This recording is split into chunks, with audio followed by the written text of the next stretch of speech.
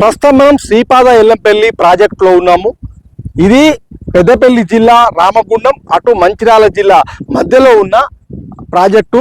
ఇది తెలంగాణ రాష్ట్రానికి ఒక గుండెకాయ లాంటి ప్రాజెక్ట్ అని చెప్పుకోవచ్చు. ముఖ్యంగా వైఎస్ రాజశేఖర రెడ్డి టర్ములో ఈ ప్రాజెక్టును నిర్మించారు. ఈ క్రమంలో ఈ ప్రాజెక్టు ఇప్పుడు జలకళతో మనకు కనిపిస్తుంది. ఎందుకంటే గత 3 రోజులుగా కురిసిన వర్షాలతోని పైనుంచి వచ్చిన పెద్ద ఎత్తున నీటితోని ఇప్పుడు ఆ జలకళ మనకు కనిపిస్తుంది. 20 టీఎంసీలకు గాను ఇప్పుడు 19 టీఎంసీల నీటి నిల్వతోని మనకు పూర్తి స్థాయి సామర్థ్యంతో మనకు ఎల్లంపల్లి ప్రాజెక్ట్ కనిపిస్తుంది. ఎల్లంపల్లి ప్రాజెక్టు నిండడంతో మొత్తంగా రైతుల్లో ఒక ఆనంద హేళ మనకు కనిపిస్తుంది. ఎందుకంటే చాలా చోట్ల రైతులు పొలాల్లో సంబరం చేసుకుంటున్న దృశ్యాలు కూడా మనకు అక్కడక్కడ కనిపిస్తున్నాయి. ఎందుకంటే ఎల్లంపల్లి ప్రాజెక్ట్ నుంచి మిడుమానేరుకు ఇప్పటికే నీటి తరలింపును మొదలుపెట్టారు. ఈ క్రమంలో నంది పంప్ హౌస్తో పాటుగా గాయత్రి పంప్ హౌస్, రామడుగు మండలం లక్ష్మీపూర్లో నిర్మించిన గాయత్రి పంప్ హౌస్ అనేది మొత్తం ప్రపంచంలోనే భూగర్భంలో నిర్మించిన లోతైన ఒక పంప్ హౌస్.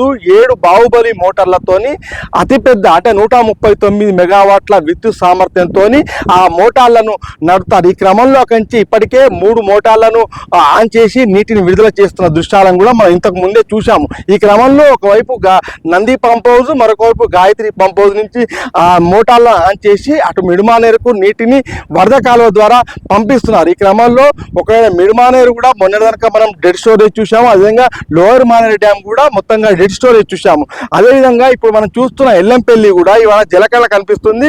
మొన్నటి దాకా కూడా ఇది పూర్తిగా డెడ్ స్టోరేజ్కి చేరుకున్న పరిస్థితి. ఈ క్రమంలో ఒక్కసారిగా వరుణుడు కరుణించడంతో మొత్తంగా దృశ్యమంతా మారిపోయింది. ముఖ్యంగా ఎల్నినోతోని వర్షాలు ముఖం చాటేసిన క్రమంలో ఒక నైరాశ్యం రైతుల్లో కనిపించింది. కానీ ఈ 3 రోజుల తర్వాత పూర్తిగా సీన్ మారిపోయింది.